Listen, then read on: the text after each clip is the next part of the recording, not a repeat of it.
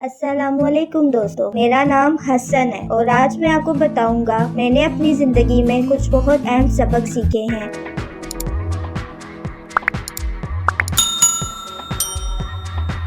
کچھ چیزیں علمی تھی، باقی زندگی کے اسباق سے۔ میرے پاس کئی سالوں میں بہت سے مختلف اساتذہ اور پروفیسر آئے ہیں اور میں نے سیکھا ہے کہ بہترین اساتذہ وہ ہوتے ہیں جو اپنی ملازمتوں اور ان بچوں کے بارے میں پرجوش ہوتے ہیں جنہیں بچوں کو تعلیم دینی ہوتی ہے۔ مجھے ان اساتذہ میں سے کچھ سے پڑھانے کا شرف حاصل ہوا۔ جب میں چوتھی جماعت میں گیا، میں نے محسوس کیا کہ جب میں نے اپنی اساتذہ کو دیکھا تو مجھے اپنے والدین کی یاد آئی، تو مجھے بہت اچھا لگا اور ایک طالب علم کے طور پر مجھ میں دلچسپی لینے لگی وہ بھی۔ اور آج اسکول میں ایک نئے استاد بھی آ رہے تھے۔ میں اپنے نئے استاد سے ملنے کا انتظار کر رہا تھا۔ میں جانتا تھا کہ اس سال میری کلاس میں میل ٹیچر ہوگا اور میں اس کے بارے میں پرجوش تھا کیونکہ میرے پاس اب تک صرف ایک ہی استاد تھا اور میں اس کا سبق بھی شوق سے یاد کرتا تھا اور یہ سر بھی میری تعریف کرتے تھے۔ میں کلاس روم میں پہنچا تو اگلی لائن میں بیٹھ گیا۔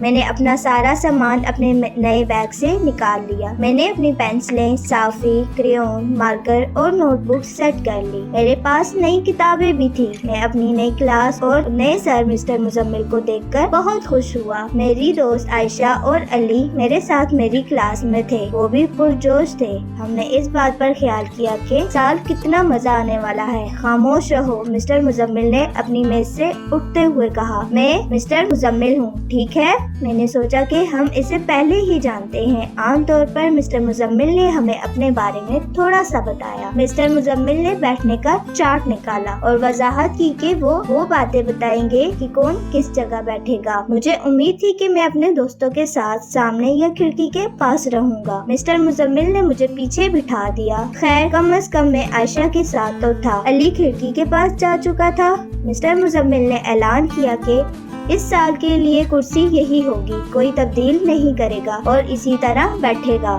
ایک لڑکا، ایک لڑکی اور ایک لڑکا، ایک لڑکی۔ لیکن تیسری کلاس تک تو ہمارے ٹیچر ہمیں اپنی کرسی کا انتخاب خود کرنے دیتے تھے۔ میں حیران ہوں کہ مسٹر مزمل نے اس طرح کیوں کیا۔ میں نے اپنا وہ تمام سامان ترتیب دیا جو میں نے اپنے نئے بیگ میں جلدی میں واپس رکھا تھا۔ جب مجھے پتا چلا کہ ہم کرسی بدل رہے ہیں، اب مسٹر مزمل نے سب کو کاغذات دینے شروع کر دیے۔ مسٹر مزمل شاید ہمیں کچھ سکھانے جا رہے تھے، وہ زیادہ دوستانہ نہیں لگا رہے تھے۔ جیسے ہی ایک ہفتہ گزر گیا، ہم نے مسٹر مزمل کے بارے میں زیادہ کچھ نہیں سیکھا۔ اس کے علاوہ مسٹر مزمل کو وقت ضائع کرنے کا شوق نہیں تھا۔ ہم نے یہ بھی سیکھا کہ وہ اپنے کلاس روم میں بات کرنا پسند نہیں کرتے تھے، یہاں تک کہ جب ہم اپنا کام ختم کر چکے تھے اور خاموشی سے کچھ پوچھتے تھے تو مسٹر مزمل کہا کرتے تھے، مجھے سوالات نہیں پسند۔ کلاس میں پیچھے بیٹھنے کی وجہ سے مسٹر مزمل کو سننا تھوڑا مشکل تھا اور وہ تیزی سے بھی بولتے تھے۔ مجھے سوال کرنے کی عادت تھی۔ میں نے ہاتھ اٹھایا لیکن شاید مسٹر مزمل نے مجھے دیکھا نہیں۔ پھر میں نے کہا، معذرت، میرا ایک سوال ہے، لیکن شاید آپ نے مجھے دیکھا نہیں۔ ہاں، میں نے آپ کو غور سے نہیں دیکھا، مسٹر مزمل نے سختی سے کہا۔ آپ کے سوال کیا ہیں؟ میں نے پوچھا۔ کیا آپ اس آخری حصے کی دوبارہ وضاحت کر سکتے ہیں؟ مسٹر مزمل نے آخری حصے کی دوبارہ وضاحت کی، لیکن میں دوبارہ اتنی اچھی طرح سے نہیں سن سکا اور دوبارہ نہ پوچھنے کا فیصلہ کیا۔ لیکن عائشہ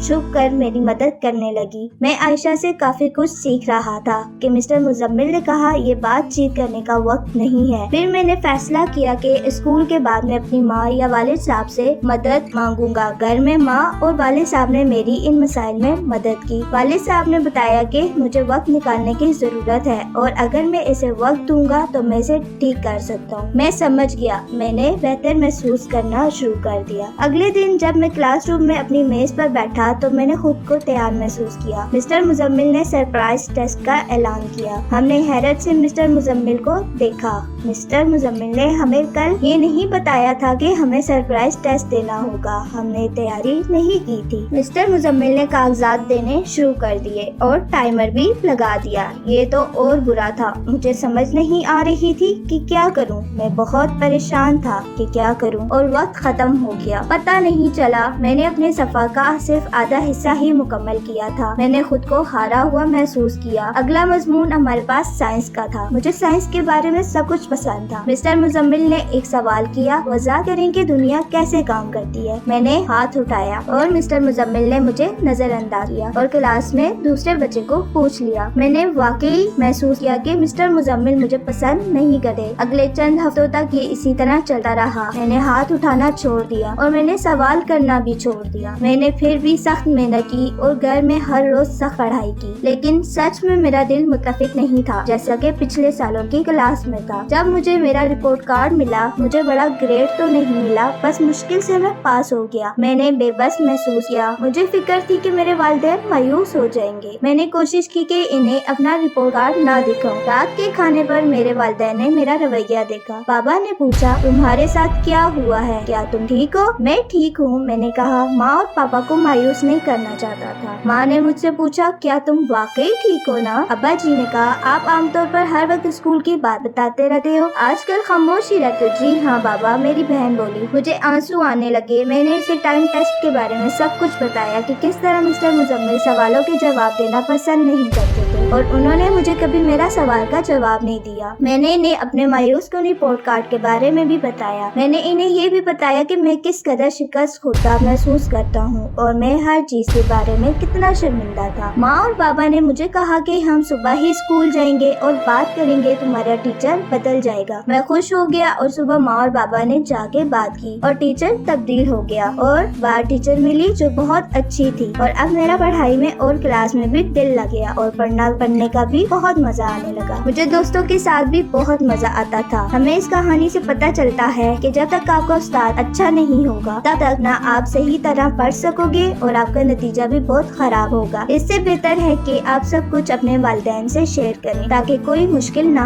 आए, क्योंकि हर वो शख्स जो एक तालिबे इल्म है हकीकी दुनिया में हिस्सा लेने वाला है और मुस्तकबिल में दूसरों को मुतासिर करेगा। और देखने के लिए आपका बहुत बहुत शुक्रिया। अगर आपको मेरी वीडियो पसंद आई है तो बराए करम सब्सक्राइब करें और बराए करम सब्सक्राइब करते वक्त घंटी के आइकॉन पर क्लिक करना ना भूलें ताकि जब हम नई कोई वीडियो अपलोड करें तो आपको वीडियो देख सके। शुक्रिया। अल्लाह हाफिज।